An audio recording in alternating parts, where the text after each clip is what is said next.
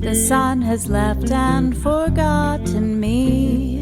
It's dark, I cannot see. Your stories don't define you, but how you tell them will. Hi, I'm Sarah Elkins, your host and chief storymaker at Elkins Consulting. I love to interview guests on my podcast, to listen to their stories, to hold space for the lessons and learning that we can get from them. I also love to share some of my own stories because I learn something new every day, because I'm aware and intentionally collecting my stories. Here's one from a recent experience that I had that I'd love to share with you. There are at least 18 boxes of books and albums crammed into a corner against a wall in my living room. They've been there over 3 years now, waiting for bookshelves to be built. If it's been that long, Sarah, and you haven't opened them or used anything in those boxes, maybe it's time to give them away or throw them away. My friend had a very good point. And since hearing those wise words, I've been thinking about how to approach my husband about this project, how to suggest maybe we get rid of some of those precious books and find a way to organize everything. In January 2024, I made myself a vision board for the first time. That wasn't an activity I had ever really gotten into, but there I was, sitting around with friends and magazines and an 11 by 14 piece of paper, absent-mindedly cutting out words and gluing them down. On a recent Saturday morning, I looked at my mirror where that vision board is hanging and caught the words on my poster: less clutter, more calm. And I spent the next 5+ hours cleaning out my office and our guest bedroom, getting ready to rearrange so I could at least put some bookshelves up in that office and begin to unload the boxes from downstairs. You'd think, with all those hours I spent, I'd have music or podcasts playing, that I'd need to distract myself from that long and hard and hot task. But I didn't. I was thinking about my recent, seriously epic, first ever backpacking trip with 5 other women in the Paria Canyon in Utah. We hiked roughly 38 miles in 4 days, with packs that ranged anywhere from 28 to 36 pounds. So instead of distraction, I was processing that experience and piecing together an analogy while I cleared the clutter. That analogy came in the form of my dear friend, Valerie Gordon. She said, "We all need to declutter, especially our stories that no longer serve us." As I cleaned, I realized I was holding on to a lot of stuff that weren't just books. I was holding on to internal messages, labels, and stories that also needed to be gone through, decluttered, saved, or discarded. The stories of not being outdoorsy because of my treasured city experiences of my young adulthood. I must have thought that you had to be one or the other, a city person or an outdoorsy person. I held on to the label of being very small physically, and therefore maybe not so strong. I had stories in my past of difficult relationships with women that held me back from truly connecting and enjoying the company of a group of women together. And the label of independent woman was definitely limiting my ability to receive.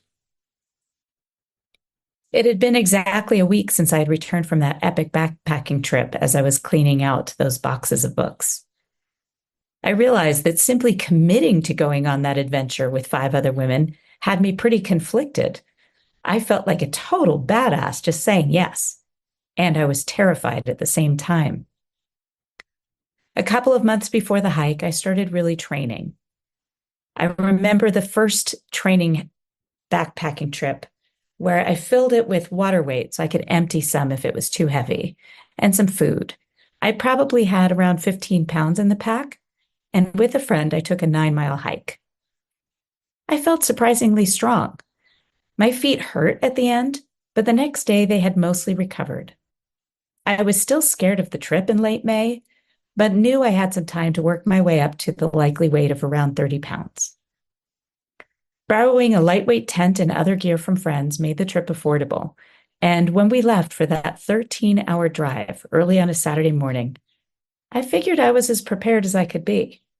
I knew it would be hard, but I wondered if I was underestimating exactly how hard. I also wondered what it would be like to spend 6 days and nights with a group of women and no way to escape. We ate our picnic dinner in the dark that first night at our campsite in Bryce Canyon National Park. And as we cleaned up, everyone doing their part and without any drama, my hesitation about this group of women evaporated. We were already working together to solve minor problems and make good plans. The first day was nearly 9 miles into the canyon, ending at the confluence of one of the longest slot canyons in the world, the Buckskin, and the Paria River. That's the one we were hiking through. We took off our packs, set up our tents, and went to explore some of the Buckskin. The second day was our longest at around 12 miles. At each break, we'd take off our backpacks to relieve that heavy pressure. And at the end of each break, we would offer to lift the other woman's backpacks to assist in putting them back on so we wouldn't strain our arms and shoulders.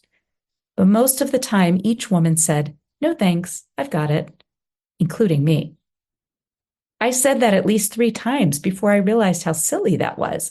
Why not accept this small piece of assistance? It's hard to put a 30-pound backpack on when it's sitting on the ground. I had to twist my shoulder backward and jog the pack up to get it seated properly on my hips. Why was I so insistent on inviting to help others, but I couldn't receive that help myself? My mother told me on multiple occasions that as a little girl, my very first sentence was, "By self." It has taken me many years to accept help, much less to ask for it. And being just over 5 feet tall and very petite means that people have always been making assumptions about my strength and capabilities. So the first 30 plus years of my life were spent proving to others and to myself that I could do it myself, that I was strong and capable. I heard my friend say, "Sarah's small but mighty." Hearing my friend on this trip say that and witnessing all the nods of agreement among these badass women had me grinning from ear to ear. And I realized offering and accepting a little help didn't change that. It only enhanced it. From early on the second day, I said, "Here, I'm going to pick that up for you," and helped a woman into her pack. And then, "Sure, I'd love some help," each time we were ready to put our packs back on. And when someone offered snacks or tastes of different foods, I said, "Yes, please." As I worked my way through the clutter in my home, I was thinking about how important it is to be able to receive. When we say yes to someone who wants to help, we strengthen our relationship with them.